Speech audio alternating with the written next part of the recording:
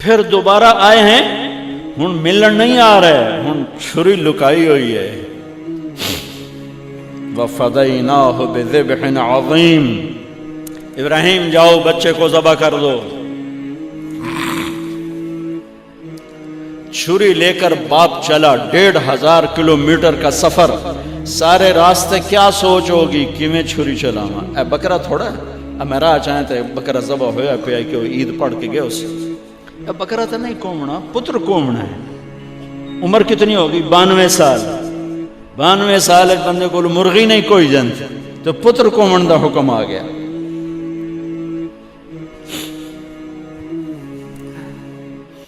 بڑے شیطان کے یوں منہ کرو ادھر لیفٹ، ادھر سے منہ کرو تو رائٹ.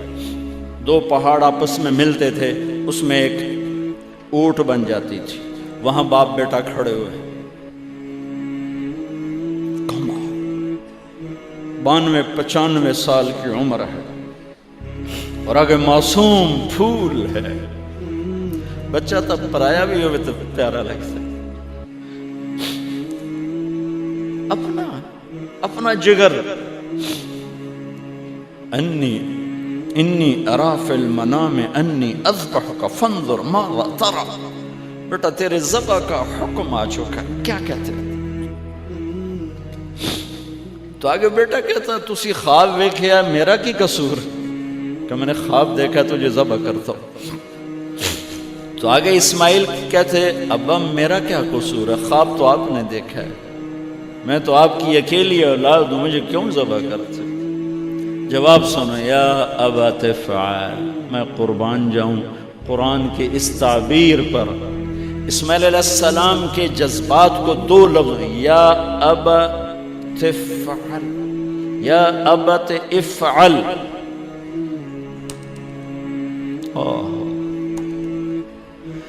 کیا تسلیم و رضا ہے. ترجمہ جو بھی ہے، فرمایا دیر کیوں کر رہے ہو. اس سے جو نکلتا ہے نا ایک خوبصورت مفہوم، وہ ہے ابا تو دیر کیوں کر رہے ہو. تو حیران ہو گئے، تجھے پتہ ہے میں کیا کہہ رہا ہوں؟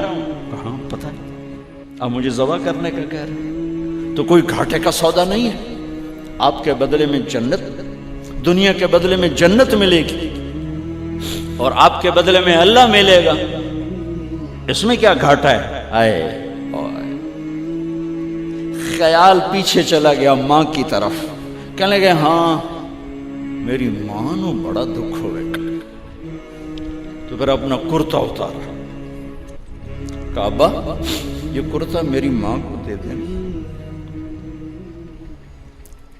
جب میں کبھی یاد آیا کروں گا تو یہ کرتا دیکھ لیا کرے گی، اور مجھے اپنے کرتے میں یہیں دفن کر دینا، مجھے ادھر نہ لے جانا، یہیں دبا دینا، شاید میری ماں میری ذبح شدہ لاش دیکھ نہ سکی. 8-9 سال کا بچہ خلیل اللہ کو کیا کہہ رہا ہے؟ میرے ہاتھ پاؤں باندھ دے بابا، شاید میرا پاؤں یا ہاتھ تجھے لگ کے کوئی بے ادبی نہ ہو جائے، میرے ہاتھ پاؤں باندھ. مجھے الٹا لٹانا، سیدھا نہ لٹانا، کہیں آنکھوں میں آنکھیں پڑیں اور تیرا دل نرم ہو جائے، تیرا ہاتھ نہ کمب جاوے، میرے رب دے امر اچ دیر نہ ہو جاوے.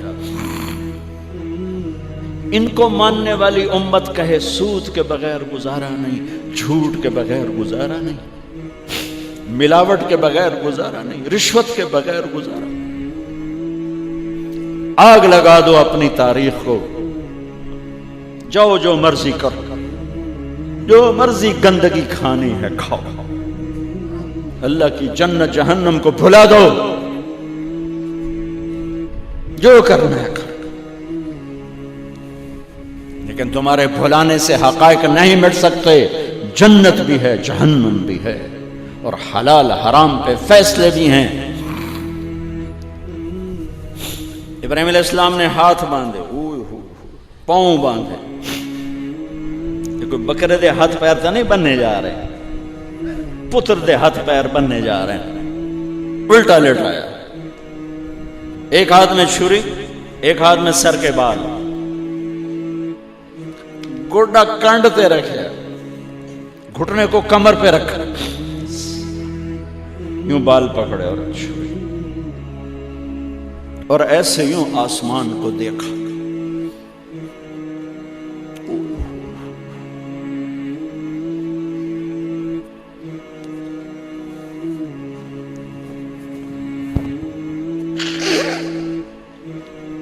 فرمایا یا اللہ تو مجھ سے ناراض ہو گیا؟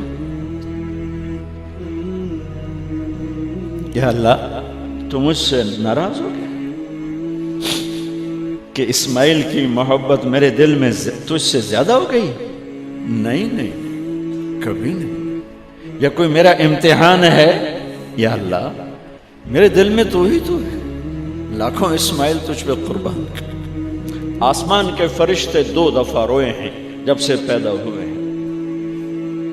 ایک یہ جو واقعہ سنا رہا ہوں، جب ابراہیم کی فریاد 7 آسمانوں میں گونجی تو نہ رونے والے فرشتوں کے بھی چیخیں نکل گئی۔ اور ایک طائف کی وادی میں جب میرے نبی کو پتھر پڑے اور آپ بے ہوش ہو کے گرے تو آسمان کے فرشتوں کی چیخیں نکل گئی۔ اب چھری جو چلائی، میرے رب کا امر آ گیا، نہیں کاٹو گی، نہیں کاٹو گی۔ یہ نہیں کہ یہاں کوئی لوہے کا ٹکڑا آ گیا یا چھری موم بن گئی یا اے ٹوٹا لوہا بنیا۔ چھری تیز تھی، گوشت نرم تھا۔ عرش والے نے کہا نہیں، چھری کیسے کاٹے گا؟ آگ نہ جلائے، اب کیسے جلائے گا؟ مچھلی کے پیٹ میں جا کے موت مت آئے، اب کیسے موت آئے گی؟ دوسری دفعہ، تیسری دفعہ نہیں چلی، اٹھے جا کے پتھر پہ تیز۔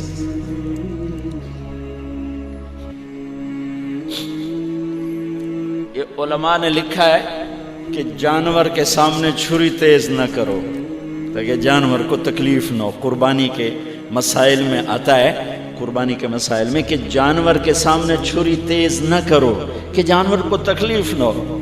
پتر دے سامنے چھری تیز ہو رہی، میں چلتی کیوں نہیں؟ جب چوتھی دفعہ پکڑی ہے تو اللہ نے کہا جبریل جلدی کر، میرے خلیل نو جلا لایا ہے۔ امتحان پاس ہو گیا۔ وَنَادَيْنَاهُ أَنْ يَا إِبْرَاهِيمُ قَدْ صَدَّقْتَ الرُّؤْيَا إِنَّا كَذَلِكَ نَجْزِي الْمُحْسِنِينَ وَفَدَيْنَاهُ بِذِبْحٍ عَظِيمٍ۔ پٹی باندھی تھی آنکھوں پر، چھری جو چلائی چل گئی، آنکھوں سے پٹی اتاری تو سامنے چھترا اور آگے اسماعیل اور ساتھ جبرائیل، دونوں مسکرا رہے اور چھترا سامنے پڑا۔ میرے نبی ساری زندگی 2 چھترے ذبح فرماتے تھے قربانی میں، ایک امت کی طرف سے، ایک اپنی طرف سے۔ حج کے موقع پہ 63 اونٹوں کی قربانی دی۔ جس امت کے پاس یہ تاریخ ہو، ان کے پاس کہاں سے گنجائش لاؤں جھوٹ کی، فساد کی، منافقت کی، زناکاری کی، بدکاری کی، جوے کی۔ کتنی میرے نسل کے بچوں کو اسی تلمبے میں رہنے والوں نے نشوں پہ لگا کے، ارے میرے بھائی کیوں لوگوں کے چراغ گل کرتے ہو چند ٹکوں کے پیچھے؟ کیا اللہ کے سامنے نہیں جانا؟ کتنے بچوں کے میں علاج کروا چکا ہوں، لاکھوں روپے خرچ کر چکا ہوں کہ غریب لوگ اجی میرا پوتر نشے تے لگ گیا ہے انہوں تب بھجوا دو۔ اب تک کتنے بچوں کو میرے اللہ نے ذریعہ بنایا مجھے، تو میں جب تک یہ اڈے والے بند نہ کریں میں کہاں سے اتنے لاؤں اسباب کے ایک ایک کا علاج کروں۔ لیکن یہ میرا پیغام ہے کہ مرنا انمیت مرنا آسان۔ موت کو حسین نے بھی گلے لگایا تو چھڑیا یزید نو بھی نہیں موت نے۔ آج فیصلہ ہوگا وَامْتَازُوا الْيَوْمَ أَيُّهَا الْمُجْرِمُونَ۔ آج ایک پاسے ہو جاؤ، یہ دنیا تو لمبا نہیں ہے کہ نشے دے اڈے چلاؤ، چرس افیم تے ہیروئن دے اڈے چلاؤ، بدکاری دے اڈے چلاؤ، آج ادھر آ جاؤ۔ ہاں میں یہ کہا کرتا ہوں، چھری چلی اسماعیل پر، اللہ نے نکال لیا۔